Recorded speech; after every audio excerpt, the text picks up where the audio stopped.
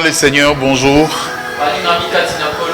Nous sommes contents de nous retrouver une fois de plus en la présence de Dieu. Dans le cadre de notre culte dominical, comme vous le savez très bien, nous avions changé de format de culte. La manière de tenir des cultes. Mais ce qui est bon avec ces cultes, ça ne traîne pas. On ne veut pas vous prendre trop de votre temps parce que nous savons que vous nous suivez avec d'autres des mégas et vous êtes connectés.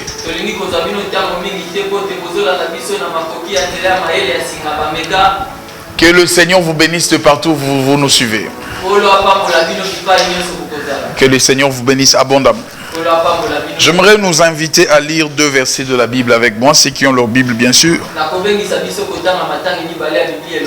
Ou je dirais même 3. Exode chapitre 4 pour ceux qui ont leur Bible. À partir du 12e verset. La Bible dit, va donc, je serai avec ta bouche et je t'enseignerai ce que tu auras à dire. Moïse dit, ah Seigneur, envoie qui tu voudras envoyer. Le verset 14, la Bible dit, la colère de l'Éternel s'enflamma contre Moïse et il dit, il n'y a-t-il pas ton frère Aaron, les Lévites? Je sais qu'il parle facilement. Le voici lui-même qui vient au-devant de toi. Et quand il te verra, il se réjouira dans son cœur. C'est ce que dit la Bible. Frères et sœurs, j'aimerais nous partager une petite pensée. C'est dimanche. Une petite pensée. Ici, Dieu appelle Moïse. Les dimanches passés, je nous ai partagé comment est-ce que Moïse est né. Sa vie était attachée à une mission. Dans la naissance de Moïse, le diable a su, il a senti la mission de Dieu attachée à sa vie. Il était tellement agité, il a voulu mettre fin à la vie de Moïse de le bas âge. Les dieux qui avaient vu Moïse qui devait accomplir sa mission à lui. Il a protégé Moïse des plans de l'ennemi, des plans de Pharaon. Et j'ai dit le dimanche passé, c'est ainsi que Dieu te protégera dans tout ce qui est en train de se passer. Maintenant, Exode 4, les temps étaient arrivés pour que Moïse accomplisse cette mission que Dieu avait attachée à sa vie. La Bible dit il était en train de passer devant le buisson. Là, je suis dans Exode 3. Il a vu une flamme de feu qui consumait les bouquets qui étaient sur le buisson, mais les buissons ne se consumaient point. Il était curieux, il est rentré pour voir. Et de là, Dieu l'appelle. Dieu l'appelle Moïse, Moïse. Et Dieu lui dit, enlève tes chaussures parce que les lieux sur lesquels tu te tiens est saint. Et là, dans cette écriture, dans ces passages, plusieurs religions et croyances pensent que la sainteté, c'est enlever les chaussures quand on s'approche de Dieu.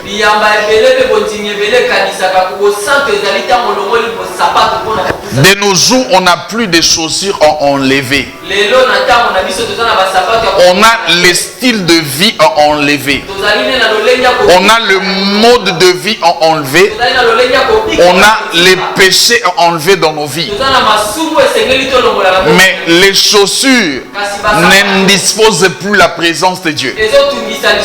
Ce qui indispose la présence de Dieu dans notre dispensation, c'est autre chose. Deux choses que je viens d'énumérer. La désobéissance dans nos vies doit être ôtée parce que ça indispose la présence de Dieu. Et Moïse reçoit l'appel de Dieu, Dieu l'appelle. Et Dieu lui dit, il lui colle sa mission. Il lui dit c'est pourquoi il a appelé Moïse. Moïse accepta la mission de Dieu. Après un moment, lui-même, il change. Il dit à Dieu, je ne suis pas digne, c'est le verset que je viens de lire. Il dit à Dieu, envoie quelqu'un d'autre que tu voudras envoyer. Parce que je suis un homme qui n'a pas la parole facile. Je suis un homme qui a des défauts. Moïse commence à montrer à Dieu ses défauts. J'aime dire que Dieu n'appelle pas des parfaits. Mais Dieu rend cela qu'il a appelé parfait. Mais les jours de l'appel, Dieu n'appelle jamais des compétents.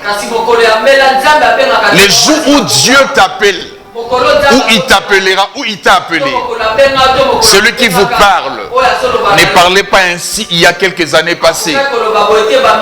C'est en acceptant l'appel de Dieu. L'appel de Dieu nous amène à une sorte de la perfection. Je fais appel à toi.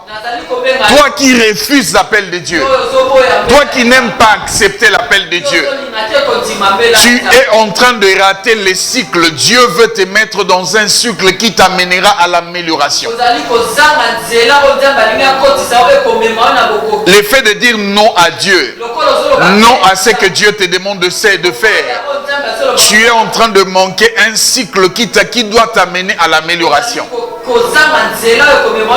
Frères et sœurs, ceci n'est pas vraiment mon problème, c'était juste une parenthèse. Moïse a dit à Dieu, envoie qui tu voudras, parce que moi je suis incapable. Et je rentre encore pour dire, l'attitude de Moïse, c'est l'attitude de tout vrai appelé de Dieu. Ceux-là que Dieu appelle réellement, ils se sentent toujours incapables par rapport à la mission. Et Dieu est là pour le motiver. Ceux-là que Dieu appelle réellement, ils se sentent toujours limités. L'un de mes pères disait ceci. Ils disent, quand vous voyez quelqu'un se précipiter à répondre à l'appel de Dieu, c'est que Dieu ne l'a pas appelé. Les vrais appelés ont tendance à refuser. Les vrais appelés ont tendance à fuir l'appel. Parce que quand ils réalisent la mission, ils se posent des questions. Est-ce que je serai à la hauteur de réaliser cette mission?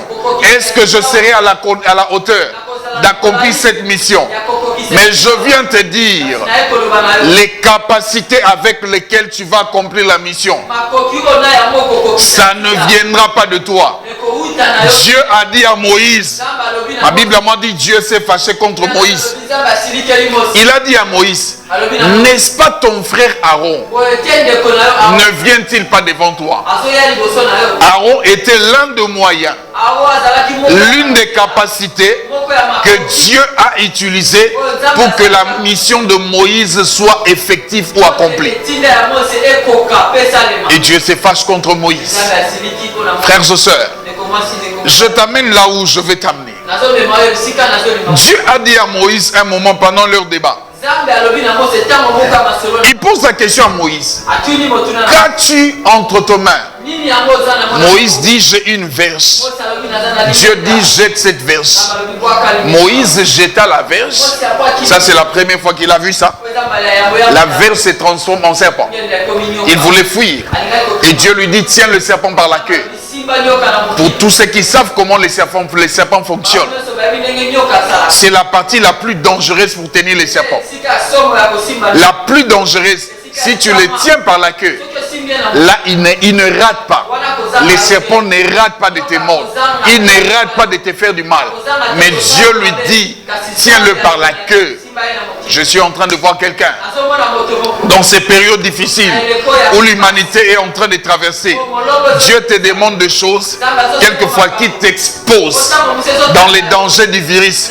Dieu te demande quelque chose quelquefois pour les hommes ça te met en insécurité.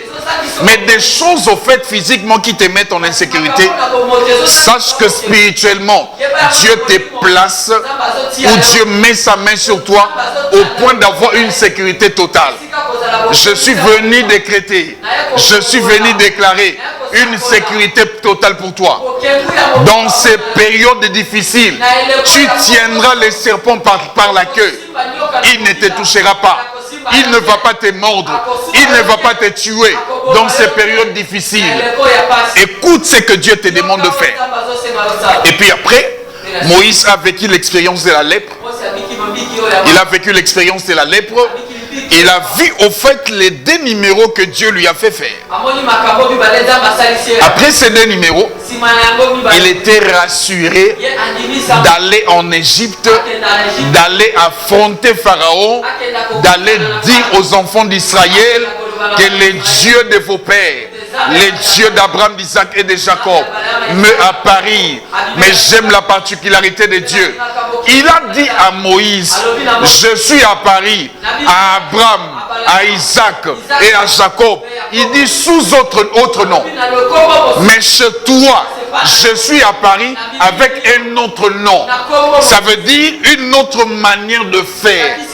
Je prie Dieu dans le nom de Jésus-Christ, en cette période que le monde est en train de traverser, qu'il apparaisse dans ta vie, mais sous un autre nom. Les noms de Dieu qui protègent, les noms de Dieu de l'antivirus, les noms de Dieu de l'anti-maladie, qu'il apparaisse dans ta vie, pas avec les noms que tes pères, que tes aînés l'ont connu. Dieu apparaîtra dans ta vie sous un autre nom, les noms que le monde ne l'a pas écouté. Mais toi, tu ne les connaîtras pas ces noms-là. C'est ce qu'il a dit à Moïse. Moïse était rassuré. Il s'est dit, je vais aller me présenter auprès des anciens d'Israël et devant Pharaon. Parce qu'en lui, il avait les surnaturels, ou bien il s'était rendu compte, ou bien il avait eu la confiance au surnaturel divin.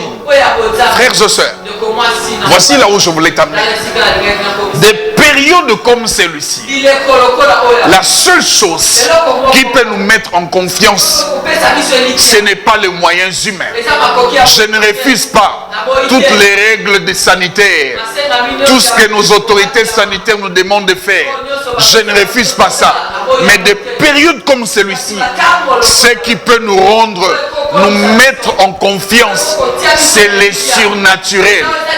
Celui qui a tenu les serpents par la queue et que les serpents rentrent la verge n'a pas peur d'affronter Pharaon.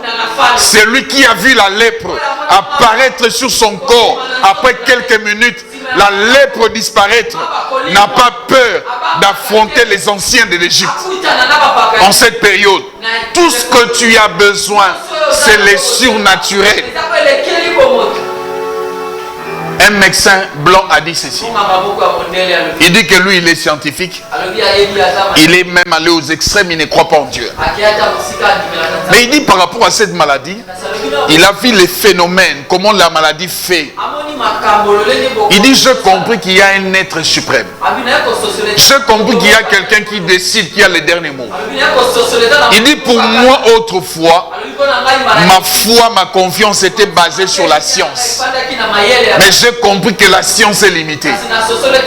Frères et sœurs, en cette période, je te dis, ta foi ne doit pas être basée sur les moyens humains, parce que ce médecin a dit qu'il a échoué, un médecin brillant. Il a dit qu'il a échoué. Ta foi doit être basée sur ce que Dieu dit, sur ce que Dieu t'a dit. Et si nous voulons affronter ces défis, je viens te dire, il nous faut les surnaturels. Sans les surnaturels, on n'affrontera pas ces défis. Souvenez-vous les numéros passés. Je dis ceci. Je suis en train de respecter les principes. les principes sanitaires. Mais ma foi est basée en Dieu. C'est cette foi que j'aimerais partager avec toi. Souvenez-vous de ça. Moïse est allé affronter l'Égypte, le pharaon, avec les surnaturels. Il n'a pas laissé ses bâtons. Moïse est parti avec ses bâtons avec lui. Maintenant, dans Jean chapitre 1, le verset 12, suis-moi bien. Moïse n'a pas laissé les bâtons. Il est parti avec les bâtons, la verge avec lui. Jean chapitre 1, le verset 12, la Bible dit: à tous ceux qui l'ont reçu, à ceux qui croient en son nom, ma Bible à moi dit, il leur a donné le pouvoir. En d'autres termes, il leur a donné les surnaturels. La Bible précise, elle dit, ceux qui sont nés, pas de la volonté de la chair, pas de la volonté du sang, mais de la volonté de Dieu. Ça veut dire, ceux qui comptent sur la chair et le sang ne peuvent qu'échouer. Mais ceux qui placent leur confiance en Dieu, ils n'échoueront pas. Ma Bible m'a dit, il leur a donné les pouvoirs. Ces pouvoirs-là ne restent pas quelque part. Ce pouvoir s'appelle Jésus. Ce pouvoir est avec nous partout. Ce pouvoir est comme la verge de Moïse. Moïse n'a pas laissé la verge à buisson ardent. Il a amené sa verge avec lui jusqu'en Égypte. La verge peut tomber, mais pas Jésus. Jésus ne te laissera pas. Jésus sera avec toi dans cette épreuve, dans cette crise où le monde crie, où le monde n'a plus de solution. Jésus sera avec toi partout. Écoute, écoute frères et sœurs. Moïse en Égypte, la chose qui a symbolisé la victoire de Moïse, je peux te choquer. Ça, c'est mon point de vue. Ce n'est vraiment pas la présence de Moïse, mais c'est plus la présence de la verge. Moïse avait placé sa foi sur la verge. Et souvenez-vous même devant la mer Moïse, la mer rouge. Quand Israël voulait traverser, Dieu lui a dit de lever juste la verge. Frères et sœurs, on a besoin d'avoir la verge à nos côtés. En cette période, notre présence ne suffit pas. Notre être ne suffit pas. Il est question de la verge. J'aimerais dire à toute personne qui me suit, tiens ta verge. Il y a une mission à accomplir, mais tiens ta verge. Ne jette pas la verge. N'abandonne pas la verge. Tiens la verge. La verge ce matin, c'est en ce midi, j'intitule la verge Jésus-Christ de Nazareth. Donc toi tu dois tenir, que tu ne dois pas laisser ni jeter. Et cette verge te donnera la victoire. Te donnera la victoire devant Pharaon. Frères et sœurs, écoutez avant de clôturer. C'est que la verge va produire, Pharaon peut imiter. Mais il arrivera un temps où il sera bloqué. Il dira, c'est vrai que nous, ça c'est les magiciens de Pharaon, c'est vrai que nous faisons des miracles. Mais ce que ces pharaons fait, il y a le doigt de Dieu derrière lui. Je viens prophétiser les doigts de Dieu derrière toi, qui t'aidera à affronter ces défis. Les doigts de Dieu derrière toi, qui t'aidera à être victorieux devant ces défis qui est en train d'absorber la race humaine, les défis qui est en train de détruire les hommes de partout dans le monde. Je suis en train de voir un doigt de Dieu derrière toi. À cause de ces doigts de Dieu, tu n'échoueras pas. Je dis, tu n'échoueras pas. Même si tu ne respectes pas les mesures sanitaires, je prophétise que les doigts de Dieu soient en mouvement dans ta vie, à chaque minute, à chaque seconde et à chaque heure. Frères et sœurs, après ça, toi-même tu seras sûr, confiant que Dieu est avec toi. Je dis que Dieu est avec toi.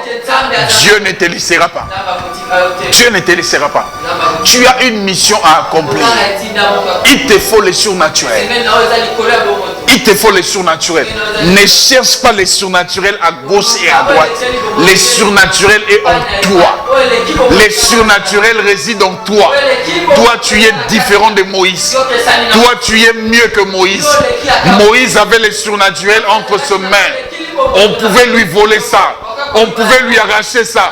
Mais toi, Dieu s'est disposé pour que le surnaturel soit en toi. Ce surnaturel s'appelle Jésus de Nazareth. Je prophétise et je décrète à dater d'aujourd'hui, là où tu me suis, tu deviens un homme surnaturel. Tu deviens une femme surnaturelle. En toi, le surnaturel est activé.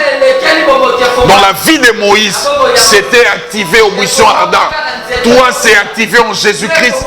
Et si tu étais ignorant, en qualité d'homme de Dieu, des serviteurs de Dieu, je viens activer ce surnaturel en toi. À dater d'aujourd'hui, que le surnaturel commence à fonctionner. À dater d'aujourd'hui, que le surnaturel soit activé dans ta vie. Et c'est là au nom de Jésus. Le surnaturel te protégera. Le surnaturel fera ce que tu affrontes les défis. Tu affrontes ce que le monde est en train de vivre. Mais toi, tu sortiras vainqueur. Je dis tu sortiras vainqueur. Tu es celui qui est entré en Égypte. Tu sortiras, mais pas seul. Avec tout Israël avec toi. Israël, c'est le symbole de ta victoire, de la réussite de ta mission. Tu entres dans cette période de crise. Tu es entré, tu vis, mais tu sortiras aussi. Je dis tu sortiras vainqueur sur le point de vue sanitaire, sur le point de vue économique, sur tous les domaines. Tu sortiras vainqueur dans cette période. Suivez-moi dans le prochain numéro. Dieu ne manquera pas de te parler. Dieu ne manquera pas de te faire du bien. Que Dieu vous bénisse. Abonnez-vous sur notre chaîne Kabo Church TV. Abonnez-vous massivement pour recevoir régulièrement ce genre de messages qui vous édifient, qui vous font du bien.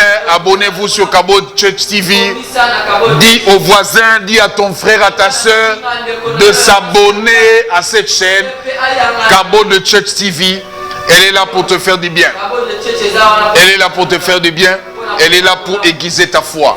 Elle est là pour te garder dans la foi en Jésus, jusqu'à ce qu'il revienne, pour que tu ne perds pas la foi. Que Dieu te bénisse de partout où vous êtes, de partout où vous vous trouvez. Qu'il est le Dieu de la Bible, qu'il est le Dieu du ciel, que le Père de notre Seigneur Jésus-Christ vous bénisse au nom précieux de Jésus. Amen.